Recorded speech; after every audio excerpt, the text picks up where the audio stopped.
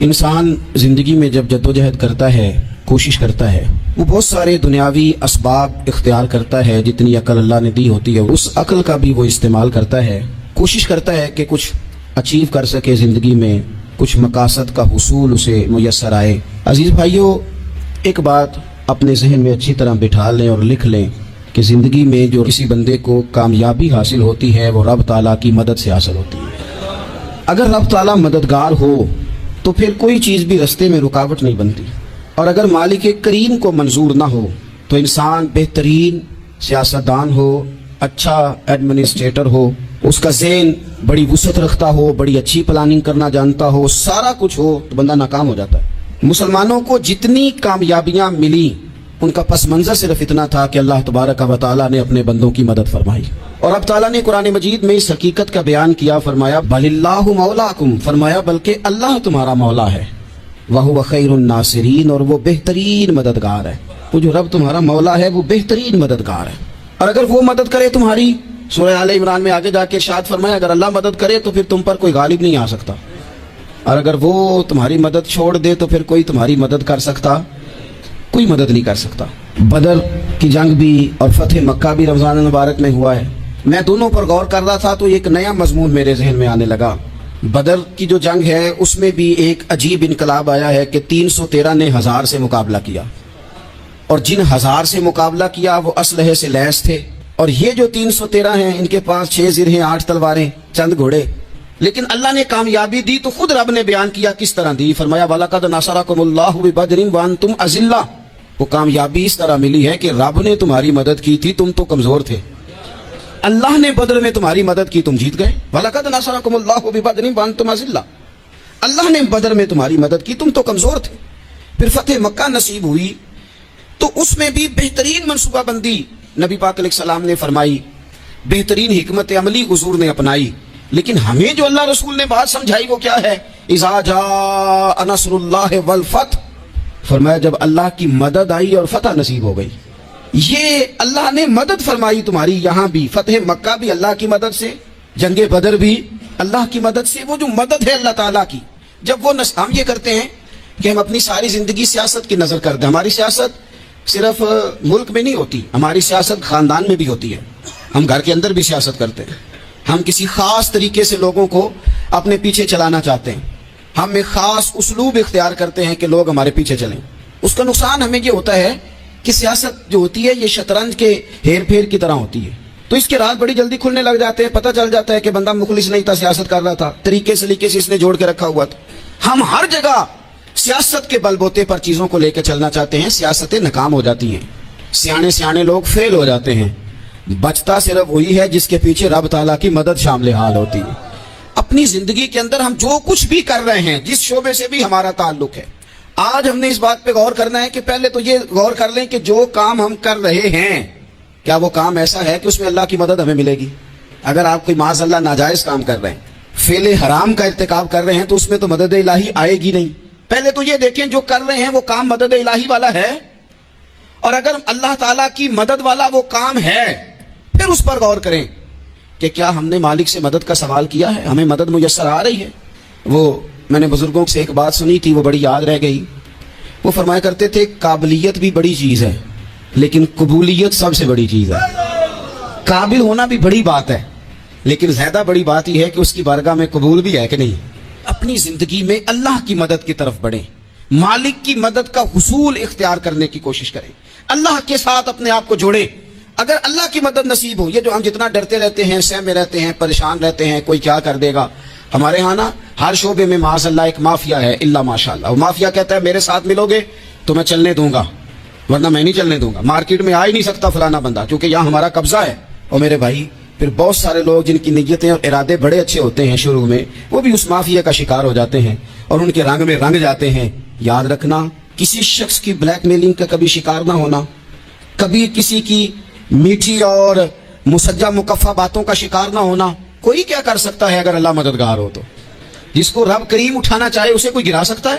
ہم یہ ڈرے سہمے پریشان فیصلہ کرنے کی طاقت نہیں، مجھے چلنا چاہیے کہ نہیں، اٹھنا چاہیے کہ نہیں، کرنا چاہیے. اٹھ باندھ کمر کیوں ڈرتا ہے؟ پھر دیکھو خدا کیا کرتا ہے.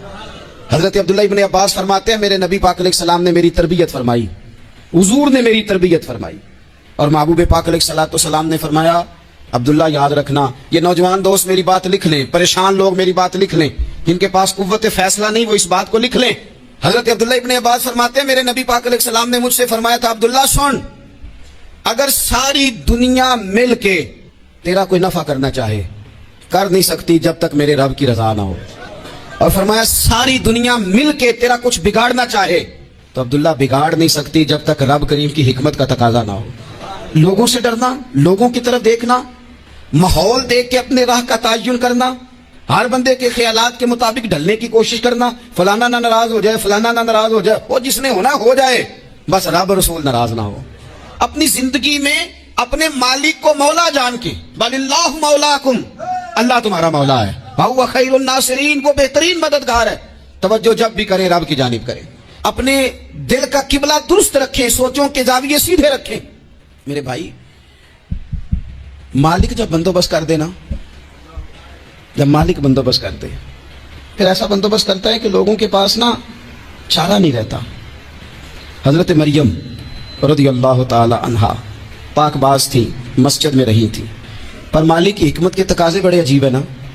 फिर जनाब मरियम को अल्लाह ताला ने बगैर शौहर के औलाद अता कर दी। ये बात ही ऐसी थी, ओ किसी ने कहा था कि मखलूक तो फनकार है इस दर्जा के पल भर में, संगे दरे काबा से भी असनाम तराशे, तुम कौन हो क्या चीज है दागे कबाबी। लोगों ने तो मरियम पे भी इल्जाम तराशे। तो लोगों ने कहा किधर से ले आई बच्चा, तेरा बाप तो ऐसा नहीं था, कहां से ले आई। अल्लाह करे मैं आपको समझा सकूं, जरा अपने आप को वहां खड़ा करें कि एक पाक बाज औरत, पाक बाप की बेटी, तैयब मां की बेटी, और अल्लाह के घर में परवरिश पाने वाली खातून, एक वो वक्त और एक ये वक्त कि उस औरत को कटहरे में खड़ा करके पूछा जा रहा है कि माज़अल्लाह तेरी गोद में बच्चा जायज नहीं है, कहां से लाई है। अब खुद से सफाइयां बंदा कितनी को दे, कितनी को वजाहतें करे। और मैंने तो अपनी जिंदगी में देखा है, ज्यादा वजाहत देने वाले को भी लोग झूठा समझने लग जाते हैं। ज्यादा वजाहत देने पर भी लोग कमजोरी का इजहार समझते हैं कि कमजोर पड़ गया। आप सुलह की कोशिश करते हैं, सामने वाला बुज़दिल समझ लेता है। ज्यादा वजाहतें भी कमजोर कर देती। अब हजरत मरियम को कटहरे में खड़ा करके कहा बच्चा किसका है, तो फिर खुदा बंदोबस्त जब करे, अल्लाह जब मददगार हो, तो फिर हजरत मरियम की गवाही दरख्तों से नहीं दिलवाई, उसने पत्तों से नहीं दिलवाई, फिर फरिश्ते नहीं भेजे। हजरत मरियम कहने लगे मुझसे ना पूछो, वो जो पंघूड़े में है उसी से पूछ लो, उनसे पूछो ना, वो कौन है पूछ लो, उनसे कर लो सवाल। उन्होंने कहा पंघूड़े में चंद दिनों का बच्चा, ये जवाब देगा।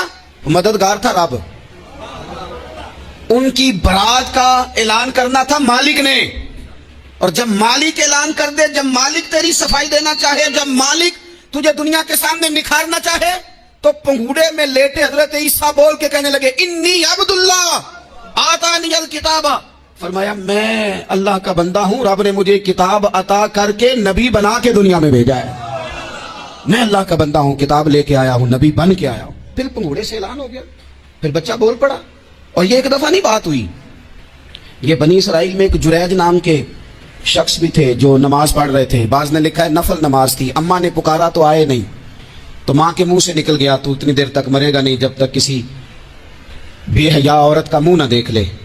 तो वो इबादत गुजार थे, लेकिन लोगों ने उनकी इबादत, रियाजत, परहेजगारी को नहीं देखा। बस एक औरत को भेज के इल्जाम लगवा दिया। वो औरत आया जाया करती थी, अब आ जाती हैं औरतें, मसला पूछने की नीयत से भी आ जाती हैं। माहौल में कुछ जगह ऐसी भी हैं जहां औरतें दम कराने के बहाने आ जाती हैं। वो खातून आती जाती थी उस खानका पे, आस्थाने पे, ये बुखारी में मौजूद है। फिर उसने कहा मेरी गोद में जो बच्चा है ये इन्हीं का है। मुझे बताएं कैसे बंदा वजाहत दे। हालात खराब हो गए, लोग कुटिया जलाने लगे, माहौल और तरह का बन गया। मेरे नबी पाक अलैहिस्सलाम फरमाते हैं फिर उस रब के बंदे ने कहा मालिक तो करीम है, तेरी मशीयत का तकाजा आया जो मेरी मां ने जुमले बोले थे, पर अब मैं वजाहत देने के काबिल नहीं रहा। अब तू ही करम करेगा तो दरवाजा खुलेगा। तो वो चंद दिनों का बच्चा पंघूड़े में बोल के कहने लगा मैं इस दरवेश का नहीं, मैं तो फलाने चरवाहे का बच्चा हूं, वो जो बकरियां चराता है। रब की मदद को पुकारें, अपने साथ अपने मालिक की मदद को शामिल करें, थोड़े रिस्क पर भी गुजारा अच्छा होने लग जाएगा। सारे लोग आपको गिराने की तदबीरें कर रहे होंगे और मालिक आपको इज्जतें अता फरमा देगा। उसकी बारगाह से हिकमत का तकाजा और हो जाएगा।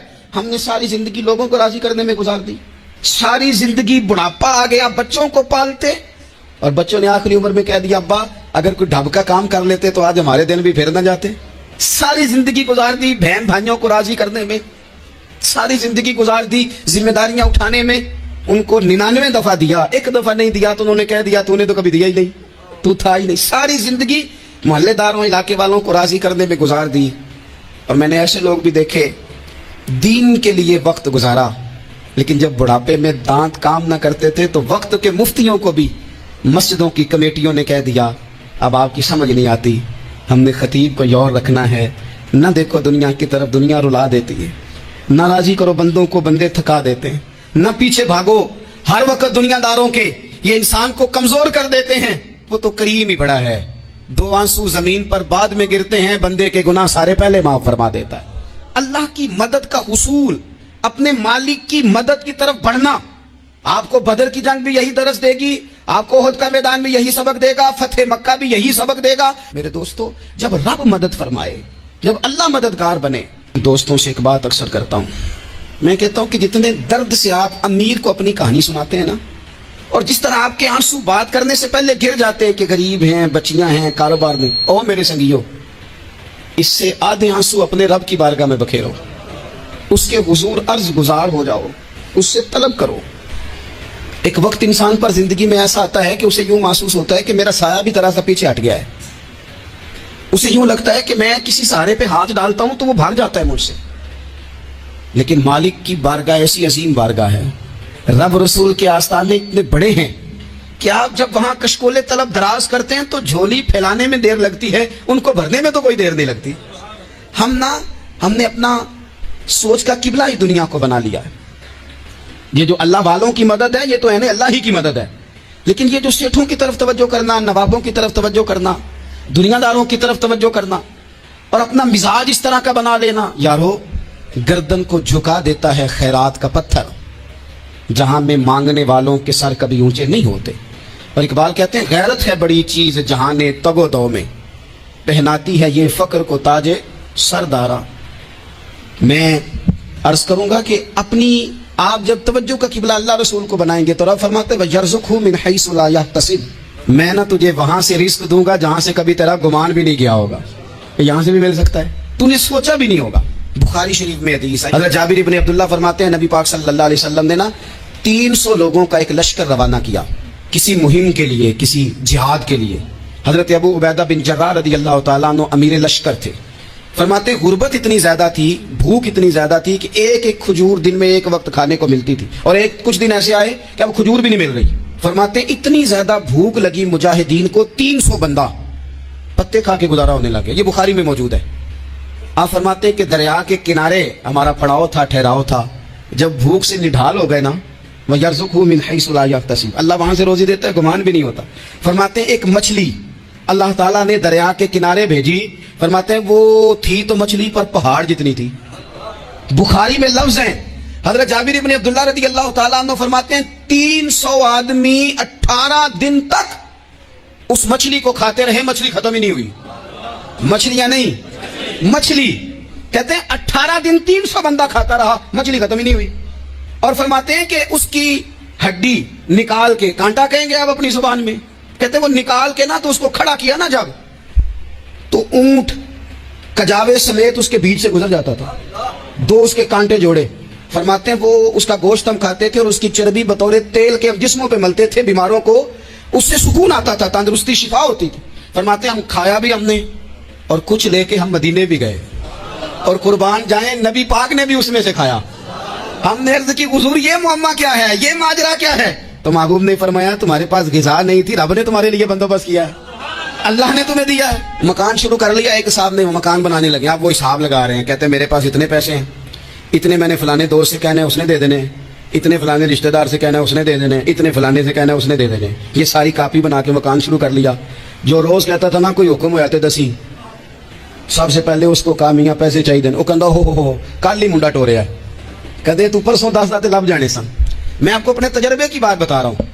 जिन लोगों का ख्याल होता है ना कि आप स्टार्ट करें फलाना काम, हम आपके साथ हैं, अल्लाह का ही कोई निज़ाम है, वो बिल्कुल भी नहीं साथ होते।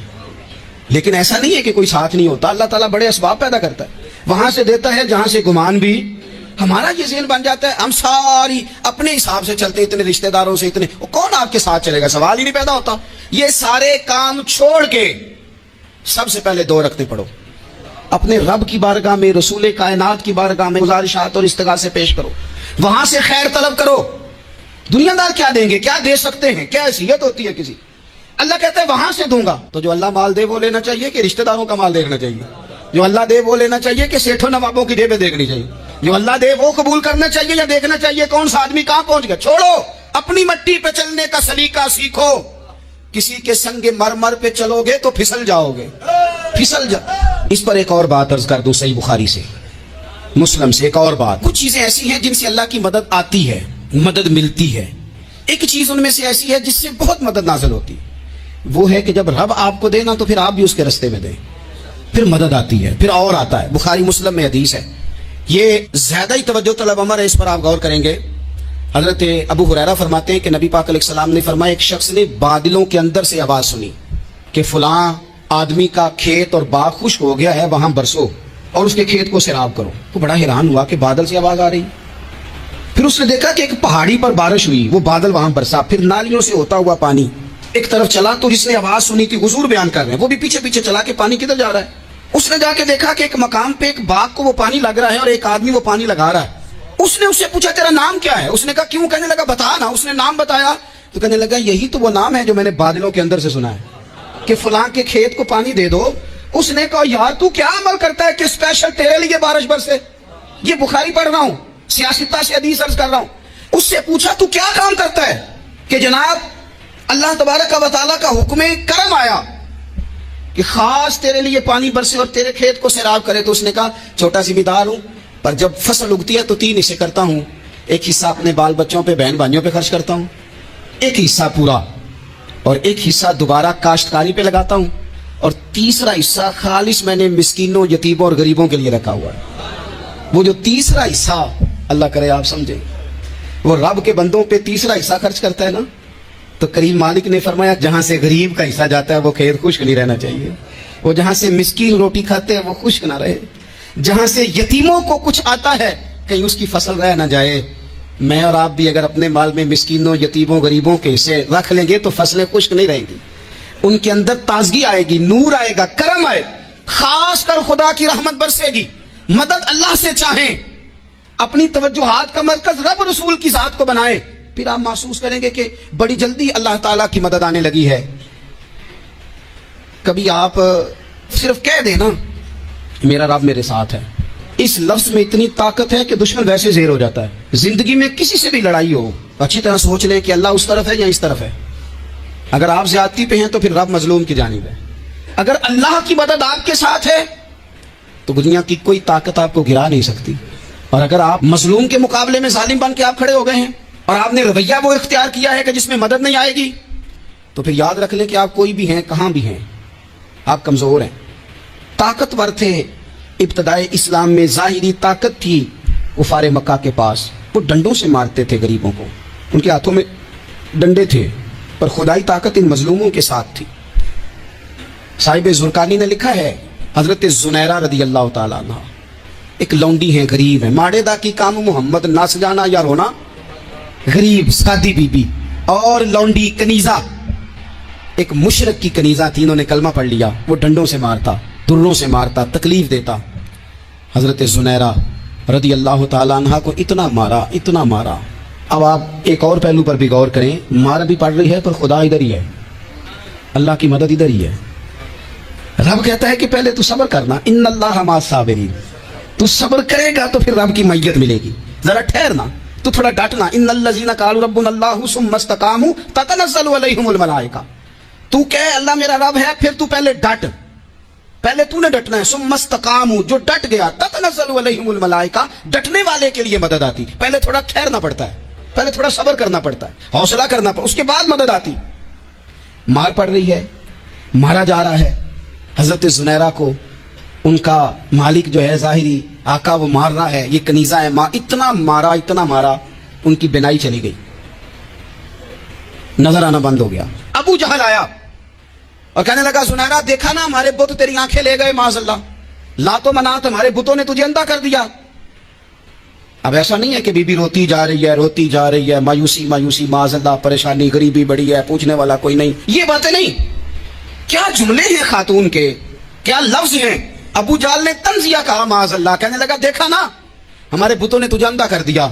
تو جناب زنیرہ آنکھوں کی بینائی گئی ہے, رات کو گئی ہے, دکھ ابھی تازہ ہے, لیکن اللہ پہ جو توکل ہے, اپنے مالک سے جو رشتہ ہے وہ اتنا مضبوط ہے, اتنا طاقتور ہے, اس میں اتنی گہرائی ہے کہ حضرت زنیرہ بول کے نا اتنی قوت سے بولی, اتنی طاقت سے بولی کہ پورے کفر پر لرزہ طاری ہو گیا. فرمانے لگی تمہارے بتوں کی کیا اوقات ہے کہ وہ میری بینائی لے جائیں, یہ میری رب کی حکمت کا تقاضا ہے. جب تک اس نے چاہا زنیرہ دیکھتی رہی, اور جب اس نے چاہا زنیرہ کی آنکھوں کی بینائی چلی گئی, اور اگر وہ چاہے گا نا تو بینائی واپس بھی کر دے گا. اگر ہو ذوق یقین پیدا تو کٹ جاتی ہیں زنجیریں, اگر وہ چاہے گا تو بینائی آ بھی جائے گی. حضرت زنیرہ نے رات کو یہ لفظ کہے, ابو جہل اور سارے کفار ڈر کے سن کے چلے گئے. آپ اطمینان سے آ کے بستر پہ سوئی. جب سویرے اٹھی تو اللہ نے آنکھوں کی روشنی واپس کر دی تھی. آنکھوں کی اب چھڑی پکڑی ہے, بازاروں میں گھومتی ہے, کہتی ہیں بلاؤ کدھر ہے تمہارے نعت و منات, دیکھو میرے رب نے روشنی واپس کر دی. آ کر میرے ساتھ ادھر آ, ستمگر ہنر آزمائے, تو تیر آزما ہم جگر آزمائے. بیمار لوگوں یاد رکھو, کہہ دیا ڈاکٹر نے کہ تو بڑا بیمار ہے, تو بڑا کمزور ہے, یہ ہو گیا وہ ہو گیا, تو ڈاکٹر اپنے علم کے مطابق بات کر رہا ہے. ہوگا تو وہ جو میرا رب چاہے گا. کمزور ہو جانا, پریشان ہو جانا, تکلیف میں آ جانا, پتہ نہیں بات ہو گئی ہے تو جانے کیا ہو جائے گا.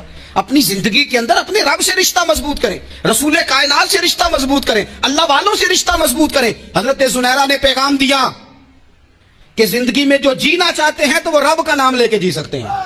جو اپنی زندگی میں خوشیاں دیکھنا چاہتے ہیں تو رسول اللہ کے نام پر خوشیاں دیکھی جا سکتی ہیں. توکل کی بنیاد پر بندہ خوشیاں لے سکتا ہے. اور اگر انسان میں توکل نہیں ہے تو پھر وہ اس کالے جادو سے بھی ڈر رہا ہے, وہ نیلے سے بھی ڈر رہا ہے, وہ پیلے سے بھی ڈر رہا ہے, وہ فلانے سے بھی ڈر رہا ہے, وہ میرے خلاف فلانا رشتہ دار سازش کر رہا ہے تو ڈر رہا ہے, فلانا میرے بارے میں یہ کر رہا ہے تو ڈر رہا ہے, وہ پتہ نہیں دنیا ادھر ہو جائے گی تو کیا ہو جائے گا, اٹھ باندھ کمر کیوں ڈرتا ہے, پھر دیکھ خدا کیا کرتا ہے. تو اس ساری گفتگو کا نچوڑ آپ کو یہ عرض کیا ہے. سب سے پہلے تو یہ کہ میدانوں میں مدد بھی اللہ کی, رزق میں مدد بھی اللہ کی, فصلیں خشک ہوں تو مدد پھر بھی اللہ کرے تو پھر ساری مدد, اور اگر انسان بیمار ہو تو پھر بھی مدد اللہ کی. تو اپنے اللہ کی جانب توجہ کو بڑھائیں, آپ اللہ سے مدد کے سوالی بنیں. ترمذی کی ایک حدیث ہے, میں آپ کو زندگی کا تجربہ بتاتا ہوں کہ جب میں بڑا پریشان ہوتا ہوں تو یہ والی روایت کھول لیتا ہوں, مزہ دیتی ہے. میرے نبی پاک علیہ السلام نے فرمایا اپنے دکھ سیٹھوں نوابوں کو نہ کہنا, مالداروں کے نہ کہنا, ورنہ اللہ تمہیں کبھی غنی نہیں کرے گا. فرمایا اپنے دکھ اپنے رب کی بارگاہ میں عرض کرنا, جلدی کرے یا دیر سے کرے اللہ تمہیں لوگوں سے بے نیاز کر دے گا, اللہ تمہیں غنی کر دے گا. رات کو بیٹھو نا اس کی بارگاہ, اسے دکھڑے سناؤ, چھوٹی چھوٹی باتیں. حضور نے فرمایا نمک بھی مانگو تو رب سے مانگو.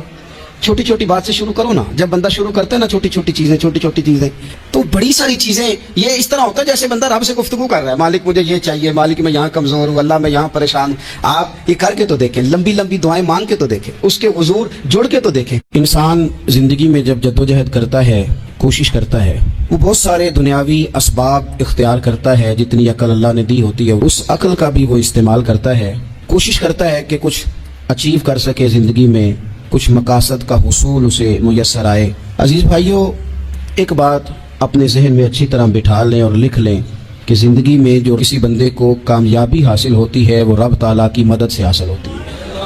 اگر رب تعالیٰ مددگار ہو تو پھر کوئی چیز بھی رستے میں رکاوٹ نہیں بنتی, اور اگر مالک کریم کو منظور نہ ہو تو انسان بہترین سیاستدان ہو, اچھا ایڈمنسٹریٹر ہو, اس کا ذہن بڑی وسعت رکھتا ہو, بڑی اچھی پلاننگ کرنا جانتا ہو, سارا کچھ ہو, تو بندہ ناکام ہو جاتا ہے. مسلمانوں کو جتنی کامیابیاں ملی ان کا پس منظر صرف اتنا تھا کہ اللہ تبارک و تعالیٰ نے اپنے بندوں کی مدد فرمائی. اور اب تعالیٰ نے قرآن مجید میں اس حقیقت کا بیان کیا, فرمایا بل اللہ مولاکم, فرمایا بلکہ اللہ تمہارا مولا ہے, وہو خیر الناصرین, اور وہ بہترین مددگار ہے. وہ جو رب تمہارا مولا ہے وہ بہترین مددگار ہے. اور اگر وہ مدد کرے تمہاری, سورہ آل عمران میں آگے جا کے ارشاد فرمایا اگر اللہ مدد کرے تو پھر تم پر کوئی غالب نہیں آ سکتا, اور اگر وہ تمہاری مدد چھوڑ دے تو پھر کوئی تمہاری مدد کر سکتا, کوئی مدد نہیں کر سکتا. بدر کی جنگ بھی اور فتح مکہ بھی رمضان مبارک میں ہوا ہے. میں دونوں پر غور کر رہا تھا تو ایک نیا مضمون میرے ذہن میں آنے لگا. بدر کی جو جنگ ہے اس میں بھی ایک عجیب انقلاب آیا ہے کہ 313 نے 1000 سے مقابلہ کیا, اور جن 1000 سے مقابلہ کیا وہ اسلحے سے لیس تھے, اور یہ جو 313 ہیں ان کے پاس 6 زرہیں, 8 تلواریں, چند گھوڑے. لیکن اللہ نے کامیابی دی تو خود رب نے بیان کیا کس طرح دی. فرمایا وَلَقَدْ نَصَرَكُمُ اللَّهُ بِبَدْرٍ وَأَنْتُمْ أَذِلَّةٌ. وہ کامیابی اس طرح ملی ہے کہ رب نے تمہاری مدد کی تھی، تم تو کمزور تھے. اللہ نے بدر میں تمہاری مدد کی، تم جیت گئے. وَلَقَدْ نَصَرَكُمُ اللَّهُ بِبَدْرٍ وَأَنْتُمْ أَذِلَّةٌ. اللہ نے بدر میں تمہاری مدد کی، تم تو کمزور تھے. پھر فتح مکہ نصیب ہوئی تو اس میں بھی بہترین منصوبہ بندی نبی پاک علیہ السلام نے فرمائی، بہترین حکمت عملی حضور نے اپنائی. لیکن ہمیں جو اللہ رسول نے بات سمجھائی وہ کیا ہے؟ اذا جاء نصر اللہ والفتح. فرمایا جب اللہ کی مدد آئی اور فتح نصیب ہو گئی. یہ اللہ نے مدد فرمائی تمہاری. یہاں بھی فتح مکہ بھی اللہ کی مدد سے، جنگ بدر بھی اللہ کی مدد سے. وہ جو مدد ہے اللہ تعالیٰ کی، جب وہ ہم یہ کرتے ہیں کہ ہم اپنی ساری زندگی سیاست کی نظر کرتے ہیں. ہماری سیاست صرف ملک میں نہیں ہوتی، ہماری سیاست خاندان میں بھی ہوتی ہے. ہم گھر کے اندر بھی سیاست کرتے ہیں. ہم کسی خاص طریقے سے لوگوں کو اپنے پیچھے چلانا چاہتے ہیں. ہم ایک خاص اسلوب اختیار کرتے ہیں کہ لوگ ہمارے پیچھے چلیں. اس کا نقصان ہمیں یہ ہوتا ہے کہ سیاست جو ہوتی ہے یہ شطرنج کے ہیر پھیر کی طرح ہوتی ہے. تو اس کے رات بڑی جلدی کھلنے لگ جاتے ہیں. پتہ چل جاتا ہے کہ بندہ مخلص نہیں تھا، سیاست کر رہا تھا، طریقے سے اس نے جوڑ کے رکھا ہوا تھا. ہم ہر جگہ سیاست کے بل بوتے پر چیزوں کو لے کے چلنا چاہتے ہیں. سیاستیں ناکام ہو جاتی ہیں، سیانے لوگ فیل ہو جاتے ہیں. بچتا صرف وہی ہے جس کے پیچھے رب تعالیٰ کی مدد شامل حال ہوتی ہے. اپنی زندگی کے اندر ہم جو کچھ بھی کر رہے ہیں، جس شعبے سے بھی ہمارا تعلق ہے، آج ہم نے اس بات پہ غور کرنا ہے کہ پہلے تو یہ غور کر لیں کہ جو کام ہم کر رہے ہیں کیا وہ کام ایسا ہے کہ اس میں اللہ کی مدد ہمیں ملے گی. اگر آپ کوئی معاذ اللہ ناجائز کام کر رہے ہیں، فعل حرام کا ارتکاب کر رہے ہیں، تو اس میں تو مدد الہی آئے گی نہیں. پہلے تو یہ دیکھیں جو کر رہے ہیں وہ کام مدد الہی والا ہے، اور اگر اللہ تعالیٰ کی مدد والا وہ کام ہے پھر اس پر غور کریں کہ کیا ہم نے مالک سے مدد کا سوال کیا ہے، ہمیں مدد میسر آ رہی ہے. وہ میں نے بزرگوں سے ایک بات سنی تھی، وہ بڑی یاد رہ گئی. وہ فرمایا کرتے تھے قابلیت بھی بڑی چیز ہے لیکن قبولیت سب سے بڑی چیز ہے. قابل ہونا بھی بڑی بات ہے لیکن زیادہ بڑی بات یہ ہے کہ اس کی بارگاہ میں قبول بھی ہے کہ نہیں. اپنی زندگی میں اللہ کی مدد کی طرف بڑھیں، مالک کی مدد کا حصول اختیار کرنے کی کوشش کریں، اللہ کے ساتھ اپنے آپ کو جوڑیں. اگر اللہ کی مدد نصیب ہو، یہ جو ہم جتنا ڈرتے رہتے ہیں، سہ میں رہتے ہیں، پریشان رہتے ہیں کوئی کیا کر دے گا، ہمارے ہاں نا ہر شعبے میں معاذ اللہ ایک مافیا ہے، الا ماشاءاللہ. وہ مافیا کہتا ہے میرے ساتھ ملو گے تو میں چلنے دوں گا ورنہ میں نہیں چلنے دوں گا. مارکیٹ میں آ ہی نہیں سکتا فلانا بندہ کیونکہ یہاں ہمارا قبضہ ہے. اور میرے بھائی پھر بہت سارے لوگ جن کی نیتیں اور ارادے بڑے اچھے ہوتے ہیں شروع میں، وہ بھی اس مافیا کا شکار ہو جاتے ہیں اور ان کے رنگ میں رنگ جاتے ہیں. یاد رکھنا، کسی شخص کی بلیک میلنگ کا کبھی شکار نہ ہونا، کبھی کسی کی میٹھی اور مسجع مکفہ باتوں کا شکار نہ ہونا. کوئی کیا کر سکتا ہے اگر اللہ مددگار ہو تو؟ جس کو رب کریم اٹھانا چاہے اسے کوئی گرا سکتا ہے؟ ہم یہ ڈرے سہمے پریشان فیصلہ کرنے کی طاقت نہیں، مجھے چلنا چاہیے کہ نہیں، اٹھنا چاہیے کہ نہیں، کرنا چاہیے. اٹھ باندھ کمر کیوں ڈرتا ہے؟ پھر دیکھو خدا کیا کرتا ہے. حضرت عبداللہ ابن عباس فرماتے ہیں میرے نبی پاک علیہ السلام نے میری تربیت فرمائی، حضور نے میری تربیت فرمائی. اور محبوب پاک علیہ السلام نے فرمایا عبداللہ یاد رکھنا، یہ نوجوان دوست میری بات لکھ لیں، پریشان لوگ میری بات لکھ لیں، جن کے پاس قوت فیصلہ نہیں وہ اس بات کو لکھ لیں. حضرت عبداللہ ابن عباس فرماتے ہیں میرے نبی پاک علیہ السلام نے مجھ سے فرمایا تھا عبداللہ سن، اگر ساری دنیا مل کے تیرا کوئی نفع کرنا چاہے کر نہیں سکتی جب تک میرے رب کی رضا نہ ہو. اور فرمایا ساری دنیا مل کے تیرا کچھ بگاڑنا چاہے تو عبداللہ بگاڑ نہیں سکتی جب تک رب کریم کی حکمت کا تقاضا نہ ہو. لوگوں سے ڈرنا، لوگوں کی طرف دیکھنا، ماحول دیکھ کے اپنے راہ کا تعین کرنا، ہر بندے کے خیالات کے مطابق ڈھلنے کی کوشش کرنا، فلانا نہ ناراض ہو جائے، فلانا نہ ناراض ہو جائے، وہ جس نے ہونا ہو جائے، بس رب رسول ناراض نہ ہو. اپنی زندگی میں اپنے مالک کو مولا جان کے، بل اللہ مولاکم، اللہ تمہارا مولا ہے، وہو خیر الناصرین، وہ بہترین مددگار ہے. توجہ جب بھی کریں رب کی جانب کریں. اپنے دل کا قبلہ درست رکھیں، سوچوں کے زاویے سیدھے رکھیں. میرے بھائی مالک جب بندوبست کر دے نا، جب مالک بندوبست کرتے پھر ایسا بندوبست کرتا ہے کہ لوگوں کے پاس نا چارہ نہیں رہتا. حضرت مریم رضی اللہ تعالی عنہا پاک باز تھی، مسجد میں رہی تھی، پر مالک کی حکمت کے تقاضے بڑے عجیب ہے نا. پھر جناب مریم کو اللہ تعالیٰ نے بغیر شوہر کی اولاد عطا کر دی. یہ بات ہی ایسی تھی. وہ کسی نے کہا تھا کہ مخلوق تو فنکار ہے اس درجہ کے پل بھر میں، سنگے در کعبہ سے بھی اسنام تراشے، تم کون ہو کیا چیز ہے داغے کبابی، لوگوں نے تو مریم پہ بھی الزام تراشے. تو لوگوں نے کہا کدھر سے لے آئی بچہ، تیرا باپ تو ایسا نہیں تھا، کہاں سے لے آئی؟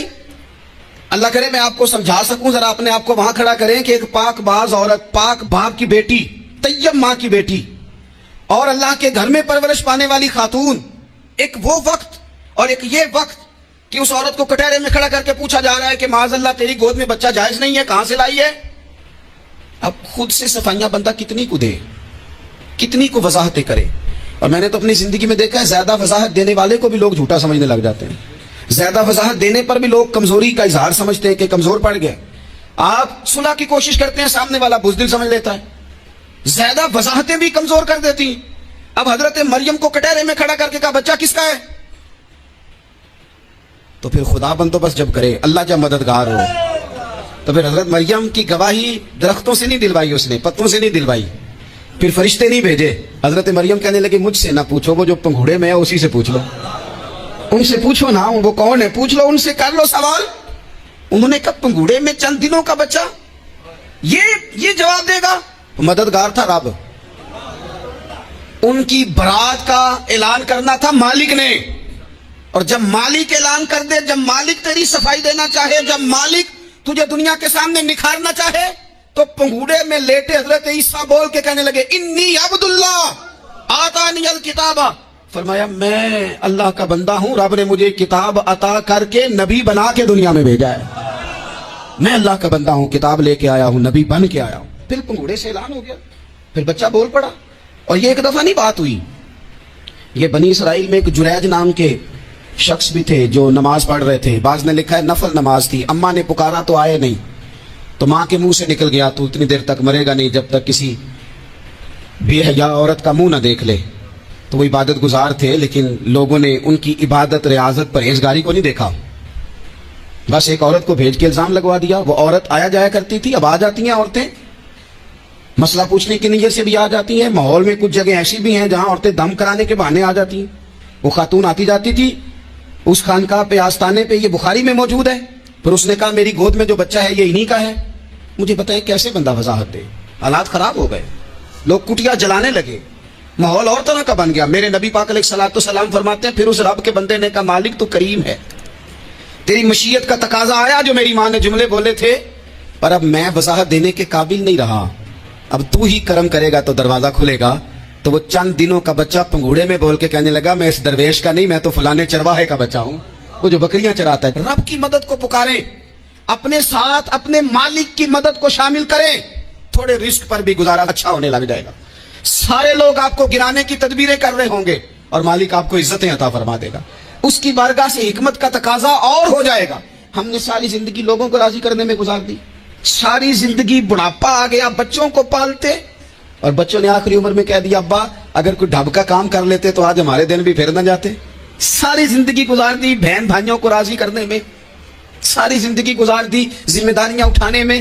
ان کو 99 دفعہ دیا، ایک دفعہ نہیں دیا تو انہوں نے کہہ دیا تو نے تو کبھی دیا ہی نہیں، تو تھا ہی نہیں. ساری زندگی محلے داروں، علاقے والوں کو راضی کرنے میں گزار دی. اور میں نے ایسے لوگ بھی دیکھے دین کے لیے وقت گزارا، لیکن جب بڑھاپے میں دانت کام نہ کرتے تھے تو وقت کے مفتیوں کو بھی مسجدوں کی کمیٹیوں نے کہہ دیا اب آپ کی سمجھ نہیں آتی، ہم نے خطیب کو یور رکھنا ہے، نہ دیکھو دنیا کی طرف، دنیا رلا دیتی ہے، نہ راضی کرو بندوں کو، بندے تھکا دیتے ہیں، نہ پیچھے بھاگو ہر وقت دنیا داروں کے، یہ انسان کو کمزور کر دیتے ہیں. وہ تو کریم ہی بڑا ہے، 2 آنسو زمین پر بعد میں گرتے ہیں، بندے کے گناہ سارے پہلے معاف فرما دیتا ہے. اللہ کی مدد کا حصول، اپنے مالک کی مدد کی طرف بڑھنا. آپ کو بدر کی جنگ بھی یہی درس دے گی، آپ کو احد کا میدان بھی یہی سبق دے گا، فتح مکہ بھی یہی سبق دے گا. میرے دوستو جب رب مدد فرمائے، جب اللہ مددگار بنے. دوستوں سے ایک بات اکثر کرتا ہوں، میں کہتا ہوں کہ جتنے درد سے آپ امیر کو اپنی کہانی سناتے ہیں نا، اور جس طرح آپ کے آنسو بات کرنے سے پہلے گر جاتے ہیں کہ غریب ہیں، بچیاں ہیں، کاروبار نہیں، او میرے سنگیو، اس سے آدھے آنسو اپنے رب کی بارگاہ میں بکھیرو، اس کے حضور عرض گزار ہو جاؤ، اس سے طلب کرو.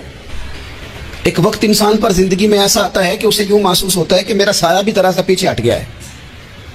اسے یوں لگتا ہے کہ میں کسی سہارے پہ ہاتھ ڈالتا ہوں تو وہ بھاگ جاتا ہے مجھ سے.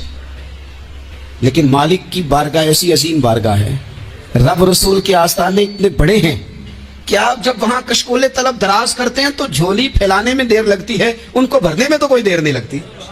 ہم نے اپنا سوچ کا قبلہ ہی دنیا کو بنا لیا ہے.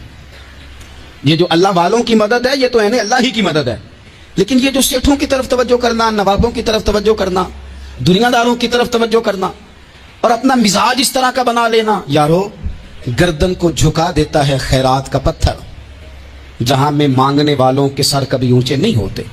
اور اقبال کہتے ہیں غیرت ہے بڑی چیز جہان تگ و دو میں، پہناتی ہے یہ فقر کو تاج سردارا.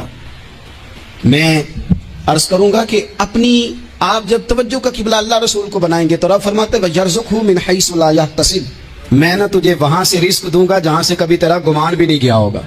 یہاں سے بھی مل سکتا ہے، تو نے سوچا بھی نہیں ہوگا. بخاری شریف میں حدیث ہے، حضرت جابر ابن عبداللہ فرماتے ہیں نبی پاک صلی اللہ علیہ وسلم نے 300 لوگوں کا ایک لشکر روانہ کیا کسی مہم کے لیے، کسی جہاد کے لیے. حضرت ابو عبیدہ بن جراح رضی اللہ تعالیٰ عنہ امیر لشکر تھے. فرماتے غربت اتنی زیادہ تھی، بھوک اتنی زیادہ تھی کہ ایک ایک کھجور دن میں ایک وقت کھانے کو ملتی تھی، اور کچھ دن ایسے آئے کہ اب کھجور بھی نہیں مل رہی. فرماتے اتنی زیادہ بھوک لگی مجاہدین کو 300 بندہ پتے کھا کے گزارا ہونے لگے. یہ بخاری میں موجود ہے. آپ فرماتے ہیں کہ دریا کے کنارے ہمارا پڑاؤ تھا، ٹھہراؤ تھا. جب بھوک سے نڈھال ہو گئے نا، وَيَرْزُقْهُ مِنْ حَيْثُ لَا يَحْتَسِبُ، اللہ وہاں سے روزی دیتا ہے، گمان بھی نہیں ہوتا. فرماتے ہیں ایک مچھلی اللہ تعالیٰ نے دریا کے کنارے بھیجی. فرماتے ہیں وہ تھی تو مچھلی پر پہاڑ جتنی تھی. بخاری میں لفظ ہیں، حضرت جابر ابن عبداللہ رضی اللہ تعالیٰ عنہ فرماتے ہیں 300 آدمی 18 دن تک اس مچھلی کو کھاتے رہے، مچھلی ختم ہی نہیں ہوئی. مچھلیاں نہیں، مچھلی. کہتے ہیں 18 دن 300 بندہ کھاتا رہا، مچھلی ختم ہی نہیں ہوئی. اور فرماتے ہیں کہ اس کی ہڈی نکال کے، کانٹا کہیں گے آپ اپنی زبان میں، کہتے ہیں وہ نکال کے نا تو اس کو کھڑا کیا نا جب، تو اونٹ کجاوے سمیت اس کے بیچ سے گزر جاتا تھا، 2 اس کے کانٹے جوڑے. فرماتے ہیں وہ اس کا گوشت ہم کھاتے تھے اور اس کی چربی بطور تیل کے جسموں پہ ملتے تھے. بیماروں کو اس سے سکون آتا تھا، تندرستی شفا ہوتی تھی. فرماتے ہیں ہم کھایا بھی ہم نے، اور کچھ لے کے ہم مدینے بھی گئے، اور قربان جائیں نبی پاک نے بھی اس میں سے کھایا. ہم نے عرض کی حضور یہ معمہ کیا ہے، یہ ماجرا کیا ہے؟ تو محبوب نے فرمایا تمہارے پاس غذا نہیں تھی، رب نے تمہارے لیے بندوبست کیا ہے، اللہ نے تمہیں دیا ہے. مکان شروع کر لیا، ایک صاحب نے وہ مکان بنانے لگے. آپ وہ حساب لگا رہے ہیں، کہتے ہیں میرے پاس اتنے پیسے ہیں، اتنے میں نے فلانے دوست سے کہنا ہے اس نے دے دینے، اتنے فلانے رشتہ دار سے کہنا ہے اس نے دے دینے، اتنے فلانے سے کہنا ہے اس نے دے دینے. یہ ساری کاپی بنا کے مکان شروع کر لیا. جو روز کہتا تھا نا کوئی حکم ہو جاتے دسی، سب سے پہلے اس کو کہا میاں پیسے چاہیے دین. وہ کہندا ہو کل ہی منڈا ٹوریا ہے، کہتے تو پرسوں 10 داتے لب جانے سن. میں آپ کو اپنے تجربے کی بات بتا رہا ہوں. یہ لوگوں کا خیال ہوتا ہے نا کہ آپ سٹارٹ کریں فلانا کام، ہم آپ کے ساتھ ہیں. اللہ کا ہی کوئی نظام ہے، وہ بالکل بھی نہیں ساتھ ہوتے.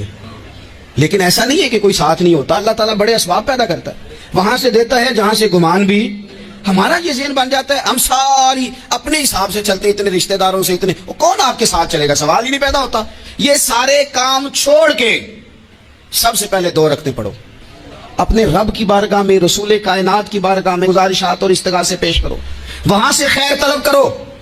دنیا دار کیا دیں گے، کیا دے سکتے ہیں، کیا حیثیت ہوتی ہے کسی؟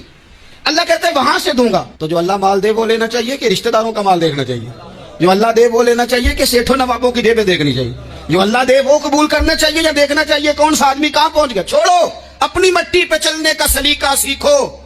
کسی کے سنگ مرمر پہ چلو گے تو پھسل جاؤ گے، پھسل جا.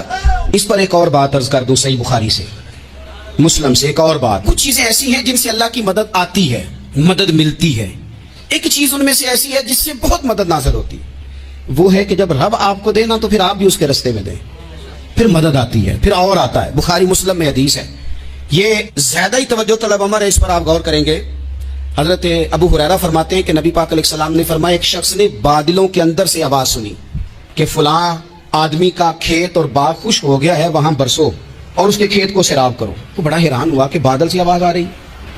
پھر اس نے دیکھا کہ ایک پہاڑی پر بارش ہوئی، وہ بادل وہاں برسا، پھر نالیوں سے ہوتا ہوا پانی ایک طرف چلا. تو جس نے آواز سنی تھی، حضور بیان کر رہے ہیں، وہ بھی پیچھے پیچھے چلا کہ پانی کدھر جا رہا ہے.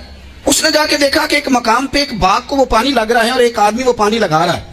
اس نے اس سے پوچھا تیرا نام کیا ہے؟ اس نے کہا کیوں؟ کہنے لگا بتا نا. اس نے نام بتایا تو کہنے لگا یہی تو وہ نام ہے جو میں نے بادلوں کے اندر سے سنا ہے کہ فلاں کے کھیت کو پانی دے دو. اس نے کہا یار تو کیا عمل کرتا ہے کہ اسپیشل تیرے لیے بارش برسے؟ یہ بخاری پڑھ رہا ہوں، سیاستہ سے حدیث عرض کر رہا ہوں.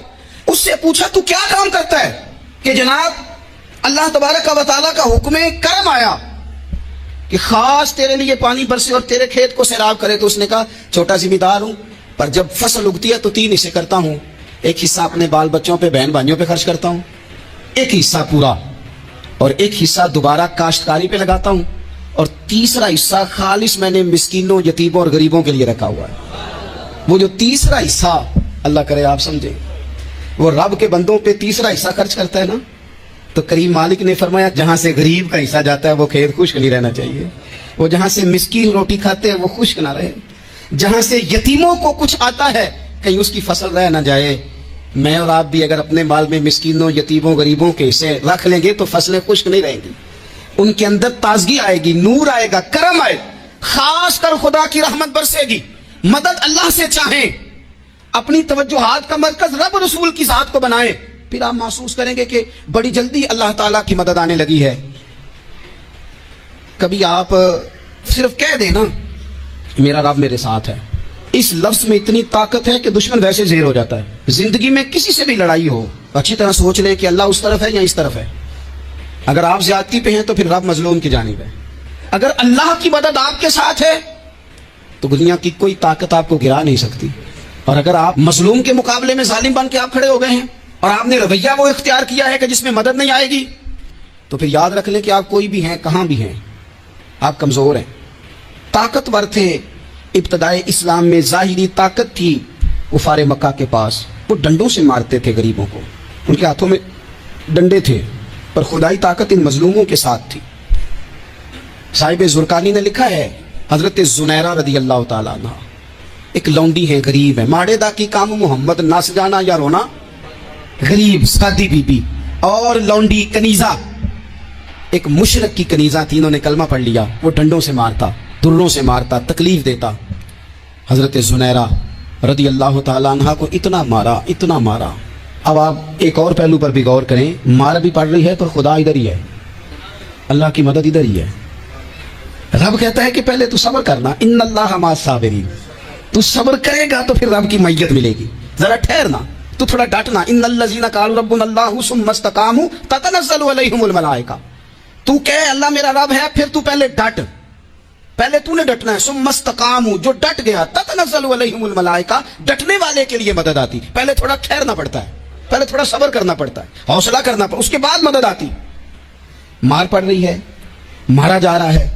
حضرت زنیرہ کو ان کا مالک جو ہے ظاہری آقا وہ مار رہا ہے. یہ کنیزہ ہے، اتنا مارا، اتنا مارا، ان کی بینائی چلی گئی، نظر آنا بند ہو گیا. ابو جہل آیا اور کہنے لگا زنیرہ دیکھا نا ہمارے بت تیری آنکھیں لے گئے، معاذ اللہ، لات و منات ہمارے بتوں نے تجھے اندھا کر دیا. اب ایسا نہیں ہے کہ بی بی روتی جا رہی ہے، روتی جا رہی ہے، مایوسی مایوسی، معاذ اللہ، پریشانی، غریبی بڑی ہے، پوچھنے والا کوئی نہیں، یہ باتیں نہیں. کیا جملے ہیں خاتون کے.